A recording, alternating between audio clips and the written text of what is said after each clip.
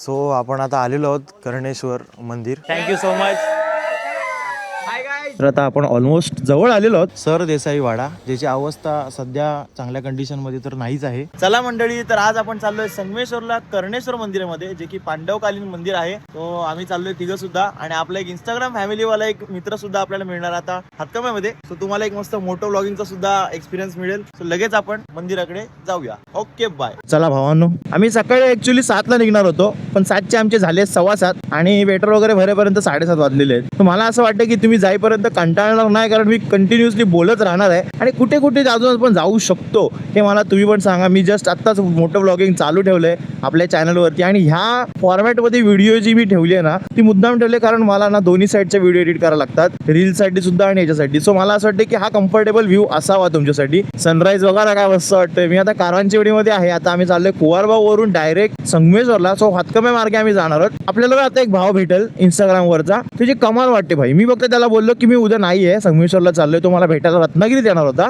आणि तो बोलला भाई मी पण येतो. म्हटलं ठीक आहे, पण म्हटलं आम्ही 7 वाजता रत्नागिरीतून निघणार आहे. अरे वा वा वा, सकाळ सकाळ धुळीन माखवणार आहे मला बसी आईच्या गावात रे. तर बोलतो ठीक आहे चालेल मी येतो. मग 7ला मी निघणार, म्हणून तो 7 वाजता बरोबर हातकमीतून थांबला. भाई भावानो, एवढं डेंजर प्रेम केलात तर भाई मला लय लय भारी वाटते रे. सो मी थोडासा स्पीडनेच जातोय कारण तो थांबलाय ना तिकडे. So that is that. Okay, तर आपण आता हातकंब्यामध्ये आलेलो आहे. सो आपला भाव आहे प्रसाद, जो इथे आला इंस्टाग्राम फॅमिली मेंबर. सो तू इथे कुठे आहे का मला बघायचं. त्याचं मी हेल्मेट बघितलं व्हॉट्सअपवरती, मला त्याने फोटो पाठवला. ओके, आई शपथ भारी रे, थांबून राहिलाय काय भाई. ह्याला फुल रायडर रे. अरे रायडर तर खतरनाक हाय भाई. गाडी बघा भावाची, काय भारी गाडी आहे. चलो भाई, आपल्याला आपला मेंबर भेटलेला आहे. आता आम्ही सगळे एकत्र निघालेलो आहोत. लेट्स गो गो.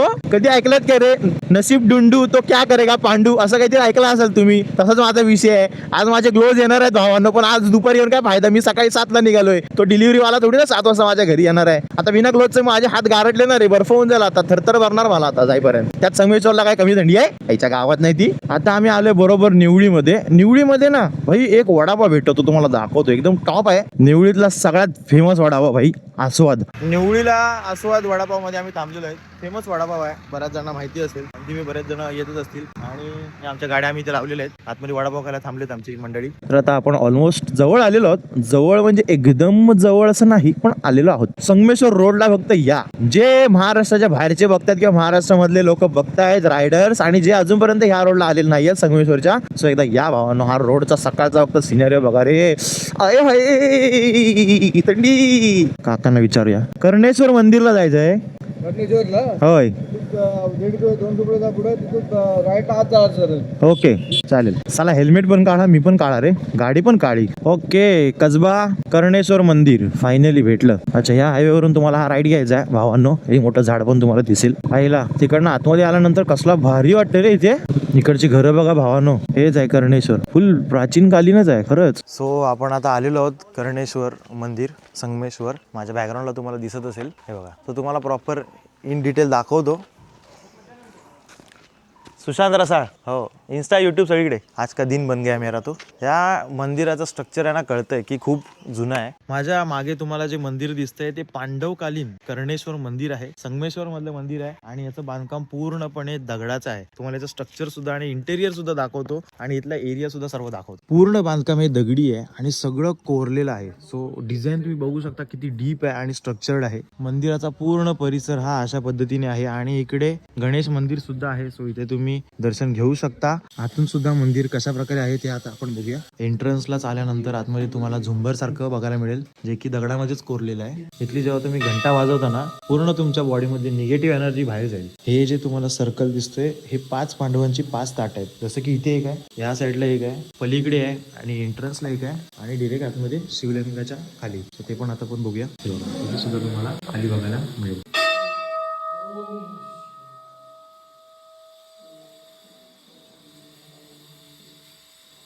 असं मानलं जातं की हे मंदिर तेव्हा बांधलं गेलं आहे जेव्हा 5 पांडवांचा भाऊ कर्ण, जेव्हा त्याचा वध करण्यात आला महाभारतामध्ये. त्यांना त्याच्याबद्दल माहिती नव्हतं, पण जेव्हा त्यांना कळालं की तो त्यांचा भाऊ होता, तो त्याच्या स्मरणात हे मंदिर बांधलं गेलेलं आहे.